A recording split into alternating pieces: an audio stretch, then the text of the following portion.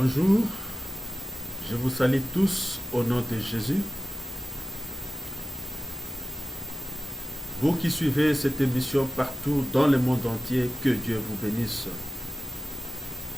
Aujourd'hui, je suis venu au-devant de vous avec un message spécial dont le thème est intitulé « Comment découvrir la manifestation des esprits impurs dans le songe aux besoins de la délivrance ».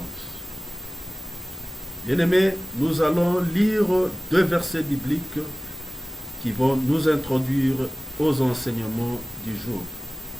Le premier verset, c'est dans le livre de Job, chapitre 33, verset 23, qui dit « Mais s'il se trouve pour lui un ange intercesseur, un d'entre le mille, qui annonce à l'homme la voie qu'il doit suivre. »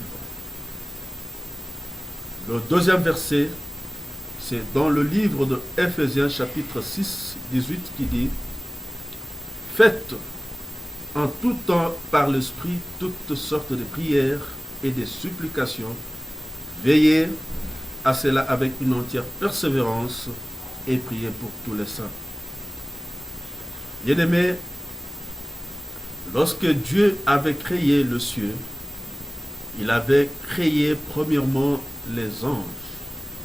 Les anges sont les premières créatures de Dieu. Après les anges, il avait créé toutes choses et à la fin, il avait créé les êtres humains. Dieu avait organisé son gouvernement au ciel. Il avait placé les anges à côté des humains afin de contrôler la pensée humaine pour pousser la personne sur la bonne voie. Bien-aimé, Lucifer, qui fit l'ange de lumière, lorsqu'il le fit précipiter sur la terre avec ses anges, il avait aussi organisé son gouvernement. Il avait copié l'organisation qu'il avait vue au ciel auprès de Dieu, mais son gouvernement était dans le mauvais sens. C'est juste, il avait placé aussi ses démons à côté des humains pour contrôler la pensée humaine afin de pousser la personne sur la mauvaise voie. Leur objectif, c'est pousser la personne à faire toujours ce qui est contraire à la volonté de Dieu. Là où Dieu dit ne vole pas et ils disent vole. Là où Dieu dit ne tue pas et ils disent tue. Là où Dieu dit ne prends pas la femme d'autrui et ils disent prends. Bien-aimé, je ne sais pas, peut-être tu ne comprends pas l'importance que tu as sur la terre. Tu es tellement important sur la terre aux yeux de Dieu. Parce qu'il y a un combat qui se passe dans le monde des ténèbres pour toi. Tu peux remarquer, lorsque tu te fâches, tu prends la décision de faire du mal à quelqu'un. Il y a un esprit qui te pousse à faire le mal, mais il y a une voix qui te parle intérieurement que ce que tu veux faire là, Dieu n'aime pas. Si tu fais ça, on va t'arrêter. C'est-à-dire, il y a une guerre qui se passe dans le spirituel entre le royaume de Dieu et le royaume de Lucifer, qui sont en train de se précipiter. L'homme, toi tu es là.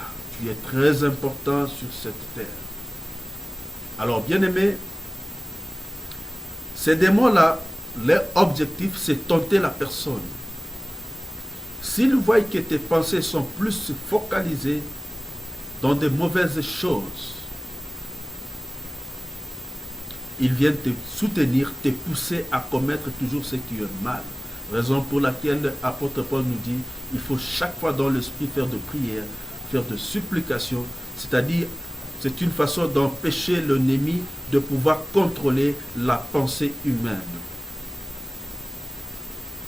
S'il voit que tes pensées sont plus focalisées à l'impudicité, si c'est un homme ou c'est une femme, la nuit ils viennent te soutenir, ils viennent te donner une femme ou un mari de nuit. Alors lorsque la personne est liée par le mariage du ténèbre, il y a des conséquences. Raison pour laquelle je suis obligé de vous apprendre les 11 mauvais signes provoqués par le mariage du ténèbre. En apprenant ces 11 mauvais signes, ça va vous aider à bien orienter votre prière en citant les démons nommément pour votre délivrance. Merci. Je crois que nous allons maintenant nous retrouver à la deuxième partie que je vais vous parler sur les 11 mauvais signes provoqués par le mariage du ténèbre. Merci, que Dieu vous bénisse. C'était votre humble serviteur, le prophète Bokuma. Retrouvons-nous juste après cette première partie. Retrouvons-nous à la deuxième partie.